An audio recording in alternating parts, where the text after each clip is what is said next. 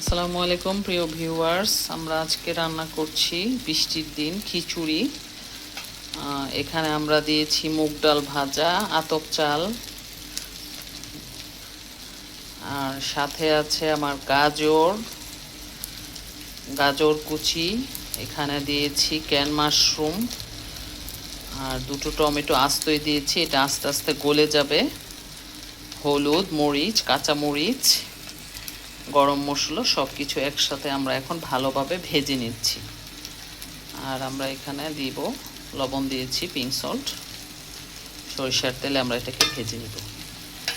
আর চুলায় গরম পানি দিয়েছি, এটাতে দিয়ে দিব। এখন একটু ভেজে নিচ্ছি চালটাকে। শীত বৃষ্টির দিন আসলে খিচুড়ি খেতে খুবই ভালো লাগে। এখানে আমরা ফাইবার কিছু সবজি ইউজ করেছি, এটার মধ্যে ফাইবার আছে। আর ইউজ করেছি যে আমাদের মাশরুম, প্রোটিনের খুব ভালো উৎস, আর কার্বোহাইড্রেট।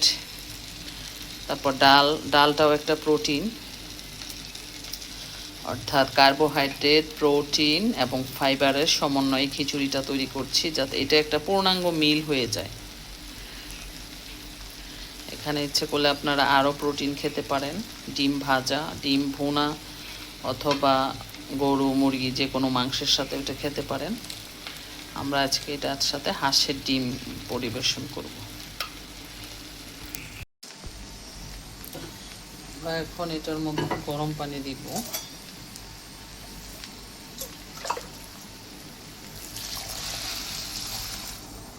খিচুড়িটা একদম ভুনা ভুনা হবে, বেশি পানি অ্যাড করব না, যতটুকু প্রয়োজন।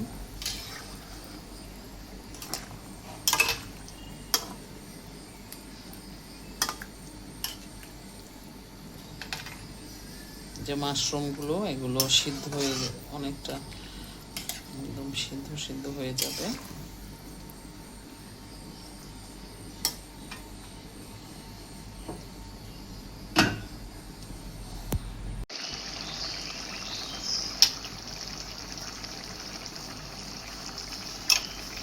ঝোলটা একদম শুকিয়ে এসেছে, আমি এটাকে আরেক কিছুক্ষণ ঢাকা দিয়ে রেখে দিই।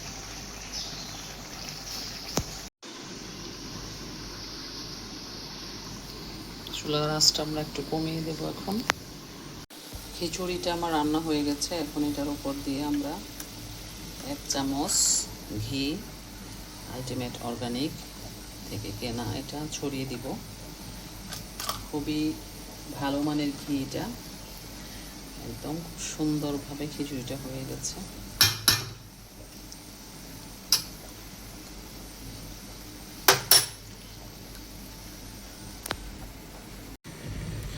আমরা এখানে 5টা ডিম হাঁড়িতে সেদ্ধ করে নিচ্ছি।